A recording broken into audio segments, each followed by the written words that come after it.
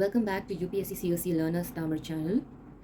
Previous classல நம்ம பார்லிமெண்ட்டோட organisation of parliament and composition of the two houses பார்த்து முடிச்சாச்சு. இப்போ நம்ம system of election to Lok Sabha பற்றி பார்ப்போம். அது போகிறதுக்கு முன்னாடி ராஜ்யசபாவில் நம்ம proportional representation by means of single transferable vote method படி படுவோம்.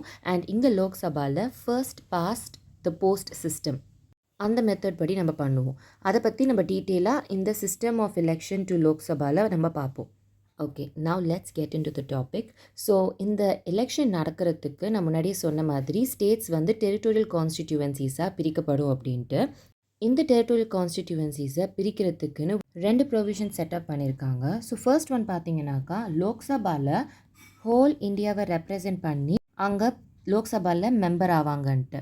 அப்போது ஒவ்வொரு ஸ்டேட்டுக்கும் என் நம்பர் ஆஃப் சீட்ஸ் வந்து வழங்கப்படும். அது அப்போ எதை பேஸ் பண்ணி இந்த என் நம்பர் ஆஃப் சீட்ஸ் கொடுக்குறாங்கன்னு பார்த்தீங்கன்னா பாப்புலேஷன் பேஸ் பண்ணி.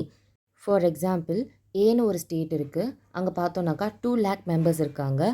பின்னு ஒரு ஸ்டேட் இருக்குது, 4 lakh பாப்புலேஷன் கொண்டு இருக்காங்கனாக்கா இந்த சீட்ஸை அலோகேட் பண்ணுறதுக்குன்னு ஒரு தனி கமிட்டியே இருக்குது. அது டீலிமிட்டேஷன் கமிட்டின்னு சொல்லுவாங்க. அது ஃபர்தர் கிளாஸஸில் பார்க்கலாம்.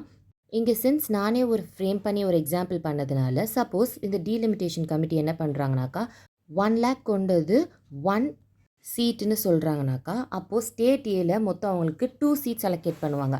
அதே மாதிரி ஸ்டேட் பிக்கு 4 சீட்ஸ் அலோகேட் பண்ணுவாங்க.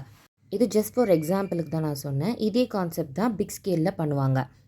இந்த பாப்புலேஷன் வந்து ஒரு சில எக்ஸப்ஷனல் கேசஸ் இருக்குது. ஸோ ஒரு ஸ்டேட்டில் 6 மில்லியன்ஸுக்கு குறைவான பாப்புலேஷன் இருந்ததுனாக்கா இந்த ப்ரொவிஷன் செல்லுபடியாகாது. அதாவது பாப்புலேஷன் பேஸ் பண்ணி சீட் செலக்ட் பண்ணுறாங்க இல்லையா, அந்த ப்ரொவிஷன் செல்லுபடியாகாது. இது first provision. So first provision என்னன்னு பார்த்தீங்கன்னாக்கா 1 வேல்யூ 1 vote, இதுதான் அதோட மெயின் நோக்கமே. இப்போ செகண்ட் ப்ரொவிஷன் என்னன்னு பார்க்கலாம்.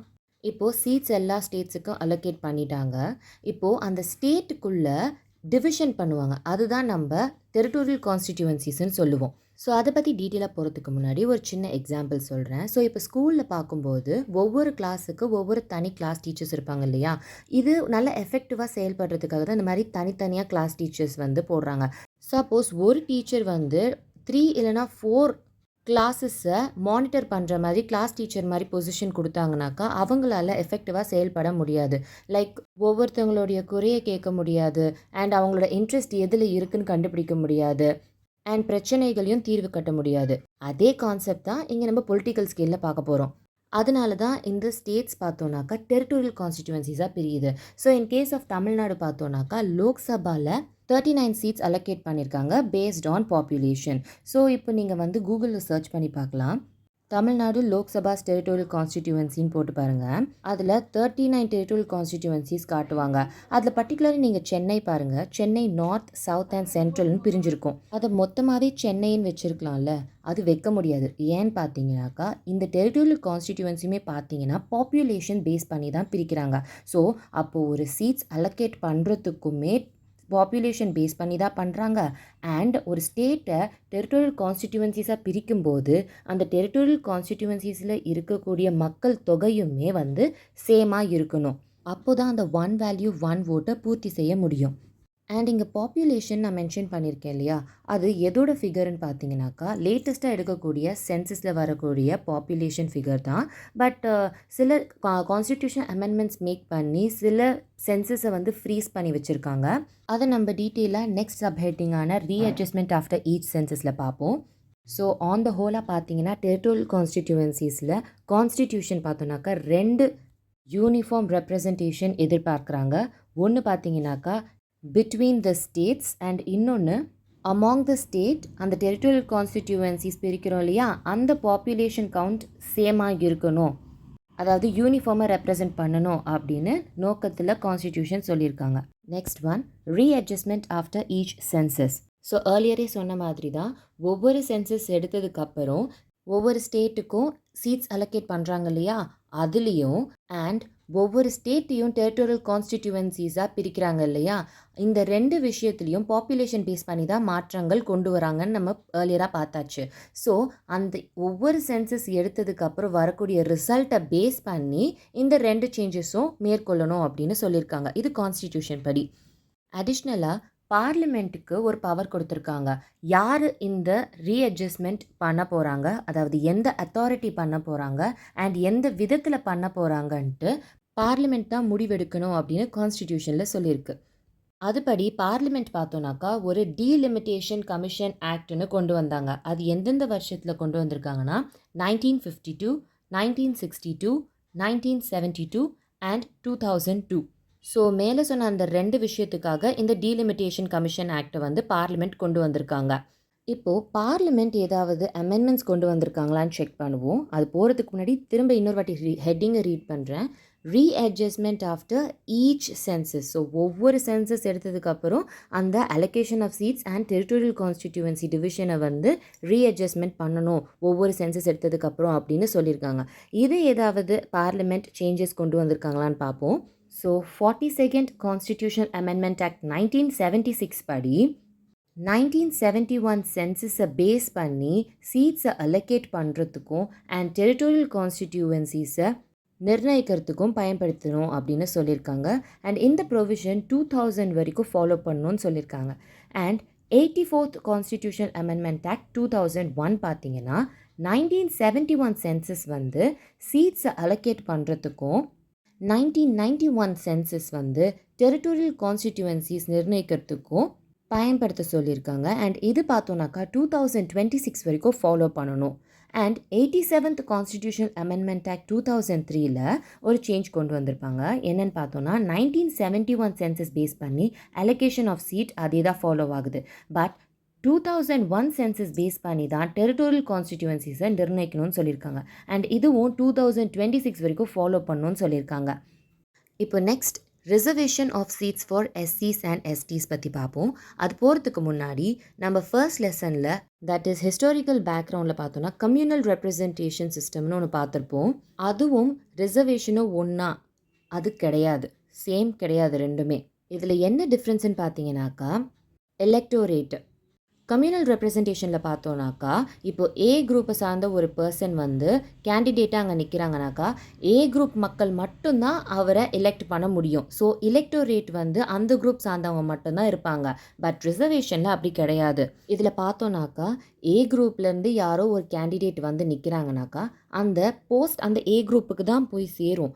பட் எலெக்டோரேட்டுன்னு பார்க்கும்போது wide angle. So A group, B group, C group, D group எல்லாருமே வந்து அதில் எலெக்டோரேட்டாக இருப்பாங்க. பட் அந்த ரிசர்வ்டு சீட் வந்து ஏ குரூப்பை சார்ந்து ஏதோ ஒருத்தங்களுக்கு தான் கிடைக்க போகுது. இப்போ நம்ம டீட்டெயிலாக லோக்சபாவுக்கும் இந்த ரிசர்வேஷன் சீட் ஆஃப் எஸ்சி எஸ்டிக்கு என்ன ரிலேஷன்னு பார்ப்போம். ஒரிஜினலாக கான்ஸ்டிடியூஷன் இந்த ரிசர்வேஷன் பீரியட் பார்த்தோன்னாக்கா 1960 வரைக்கும் ஸ்டாப் பண்ணியிருக்காங்க. பட் பார்லிமெண்ட் இதை கொஞ்சம் எக்ஸ்டெண்ட் பண்ணிகிட்டே இருந்திருப்பாங்க ஒரு 10 இயர்ஸாக. அதில் லேட்டஸ்ட்டாக வந்த அமெண்ட்மெண்ட் பார்த்தோன்னாக்கா 104th Constitutional Amendment Act 2019. So இந்த ரிசர்வேஷன் ஃபார் எஸ்சி எஸ்டிக்கு பார்த்தோன்னாக்கா 2030 வரைக்கும் எக்ஸ்டெண்ட் பண்ணியிருப்பாங்க. அண்ட் ஈவன் இந்த சீட்ஸை ரிசர்வ் பண்ணுறதுமே பாப்புலேஷன் பேஸ் பண்ணி தான் ரிசர்வ் பண்ணுறாங்க. அதாவது எஸ்சி அண்ட் எஸ்டியோட பாப்புலேஷன் பேஸ் பண்ணி தான் இந்த சீட்ஸ் ரிசர்வ் பண்ணுறாங்க. அப்போது இவங்களுக்கு எந்த சென்சஸ் பேஸ் பண்ணி ரிசர்வ் பண்ணுறாங்கன்னு பார்ப்போம். 84th Constitutional Amendment Act 2001 படி 1991 சென்சஸ்ன்னு நிர்ணயிச்சாங்க. Later 87th Constitutional Amendment Act 2003 படி 2001 சென்சஸை பேஸ் பண்ணி இந்த ரிசர்வேஷன் நடக்கணும்னு சொல்லியிருக்காங்க. So now it's time for a guess. ஒரு கேண்டிடேட் எஸ்சி இல்லைனா எஸ்டியாக இருக்காங்கனாக்கா அவங்க நான் ரிசர்வ்டு கான்ஸ்டிடியூவன்சியில் அவங்க போட்டியிட முடியுமா? எஸ், அவங்களால போட்டியிட முடியும். ஆனால் கேஸஸை ரிவர்ஸ் பண்ணி பார்க்கும்போது ரிசர்வ்டு கான்ஸ்டிடியூவன்சியில் only SC and ST candidate மட்டும்தான் போட்டியிட முடியும். இப்போ நம்ம நெக்ஸ்ட் டாபிக் போகலாம்.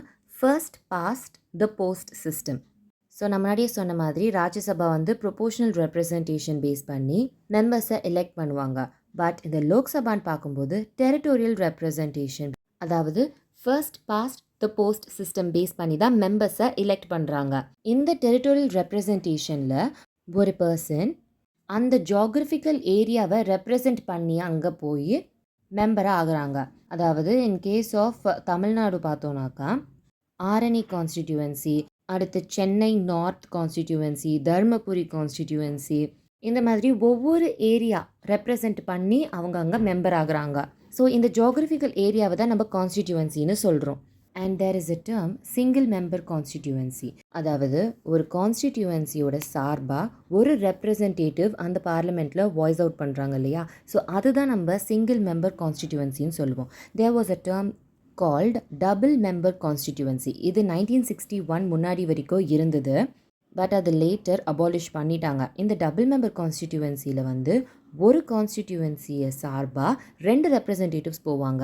எதுக்காகன்னு பார்த்தோன்னா general population and minority or depressed கிளாஸஸை வந்து ரெப்ரசன்ட் பண்ணுறதுக்காக. ஸோ ஒரு கான்ஸ்டிடியூவன்சியில் இருந்து 2 பேர் போவாங்க. பட் அது 1961 அபாலிஷ் ஆகிடுச்சு. இது ஜஸ்ட் ஜென்ரல் இன்ஃபர்மேஷன் தான், இது டெக்ஸ்ட் புக்கில் இருக்காது. Now coming back to the lesson. So இப்போ இந்த மாதிரி எலெக்ஷன் நடந்துருச்சு. எதை பேஸ் பண்ணி ஒருத்தங்க வின் பண்ணியிருக்காங்க லூஸ் பண்ணியிருக்காங்கன்னு எதை பேஸ் பண்ணி சொல்லுவாங்கன்னா, மெஜாரிட்டி ஓட்ஸ் யார் செக்யூர் பண்ணுறாங்களோ அவங்க தான் வின் பண்ணுவாங்க. இப்போ நம்ம ட்ராபேக்ஸ் பற்றி பார்ப்போம். ஸோ இது வந்து ஒரு சிம்பிள் மெஜாரிட்டி மூலியமாக தானே இந்த லோக்சபா சீட்டை வந்து வெல்றாங்க. அப்படி வின் பண்ணும்போது இங்கே ஒரு ஹோல் எலெக்டோரேட்டை ரெப்ரசன்ட் பண்ணுற மாதிரி இல்லை அப்படின்னு சொல்கிறாங்க. ஏன்னாக்கா சில மைனாரிட்டி குரூப்ஸை வந்து ரெப்ரசன்ட் பண்ணாத மாதிரி இருக்குது அப்படின்னு சொல்கிறாங்க. பட் ப்ரொபோஷ்னல் ரெப்ரசன்டேஷன் பார்க்கும்போது இந்த டிஃபெக்டை சரி செய்யுது. பர்டிகுலராக எல்லா குரூப் ஆஃப் பீப்புளுக்குமே ரெப்ரசன்டேஷன் கிடைக்குது. அண்ட் இந்த ப்ரொபோஷ்னல் ரெப்ரசன்டேஷன் 2 டைப்ஸாக இருக்குது. ஒன்று சிங்கிள் ட்ரான்ஸ்ஃபரபிள் ஓட், இன்னொன்று லிஸ்ட் சிஸ்டம். ஆக்சுவலி இந்த பாயிண்ட் நான் வந்து எழுதலை, இந்த பாயிண்ட்டை ஆட் பண்ணிக்கோங்க. நம்ம இந்தியா எந்த ஃபாலோ பண்ணுதுன்னு பார்த்தீங்கன்னா சிங்கிள் ட்ரான்ஸ்ஃபரபிள் ஓட்டை ஃபாலோ பண்ணுறோம். எந்த ஆஃபீஸஸ்ன்னு பார்த்தீங்கன்னா Rajya Sabha election, state legislative council, இன்னொன்று பிரசிடென்ட் அண்ட் வைஸ் பிரசிடென்ட் எலெக்ஷனில் நம்ம இந்த சிஸ்டமை ஃபாலோ பண்ணுறோம். அப்போது இவ்வளோ ப்ரோஸ் இருக்கிற ப்ரொபோஷ்னல் ரெப்ரசன்டேஷன் சிஸ்டமை நம்ம ஏன் சூஸ் பண்ணலன்னு பார்த்தீங்கன்னா, அதுவும் பர்டிகுலராக லோக்சபாவுக்கு ஃபர்ஸ்ட் இந்த சிஸ்டமை அண்டர்ஸ்டாண்ட் பண்ணிக்கிறதுக்கு கஷ்டமாக இருந்திருக்கு because of low literacy rate. Second one, parliamentary form of கவர்மெண்ட்டுக்கு இந்த சிஸ்டம் ஃபாலோ பண்ணோன்னாக்கா மல்டிபிள் ஆஃப் பொலிட்டிக்கல் பார்ட்டிஸ் வந்து ஃபார்ம் ஆயிருப்பாங்க. அப்படி ஆகும்போது கவர்மெண்ட்டை கலைக்கிறதுக்கு நிறையவே சான்சஸ் வரும். ஸோ ஸ்டேபிளான கவர்மெண்ட்டை உருவாக்குறதுல ஒரு கொஸ்டின் மார்க்காக இருக்கும். அண்ட் தேர்ட் ஒன், இந்த சிஸ்டம் வச்சு எலெக்ஷன் கண்டக்ட் பண்ணும்போது ரொம்ப காஸ்ட்லியாகவும் இருக்கும். ஃபோர்த் ஒன், பை எலெக்ஷனுக்கு சான்ஸே இருக்காது. பை எலெக்ஷன்ன்றது இப்போ ஒரு சீட் வேக்கண்ட்டாக இருக்கும்போது அந்த சீட்டை ஃபில் பண்ணுறதுக்கு அந்த பர்டிகுலர் கான்ஸ்டிடியூவன்சிக்கு மட்டுமே வந்து எலெக்ஷன் வைப்பாங்க, தட் இஸ் ரீ எலெக்ஷன் வைப்பாங்க. ஃபிஃப்த் ஒன் பார்த்தோன்னாக்கா நமக்கும் ரெப்ரசன்டேட்டிவ்ஸ்க்கும் இருக்கக்கூடிய அந்த கான்டாக்ட் லிங்க் வந்து இந்த சிஸ்டமில் குறைவாக இருக்கும்னு சொல்கிறாங்க. ஃபிஃப்த் ஒன், மைனாரிட்டிஸ் இல்லைனா மற்ற குரூப் இன்ட்ரெஸ்ட்டை ப்ரொமோட் பண்ணுற மாதிரி இருக்கும்னு சொல்கிறாங்க. செவன்த் ஒன், இந்த பார்லிமெண்ட்ரி சிஸ்டம்லேயே ஓட்டர்ஸ் தான் மெயின் ஹீரோவே. ஆனால் இந்த சிஸ்டம் ஆஃப் ப்ரொபோஷனல் ரெப்ரசன்டேஷனில் பார்த்தோன்னாக்கா ஓட்டர்ஸோட பவர் இங்கே குறைவாகவும் பொலிட்டிக்கல் பார்ட்டி ரொம்ப சிக்னிஃபிகண்ட் இருக்கும் அப்படின்னு சொல்கிறாங்க. Now it's time for quiz. Who is considered as father of communal electorate? Second one, ராஜ்யசபால ரிசர்வ்ட் சீட்ஸ்னு ஏதாவது ப்ரொவிஷன் இருக்கா? Comment your answers below. Thanks for watching UPSC CSE Learners Tamil channel.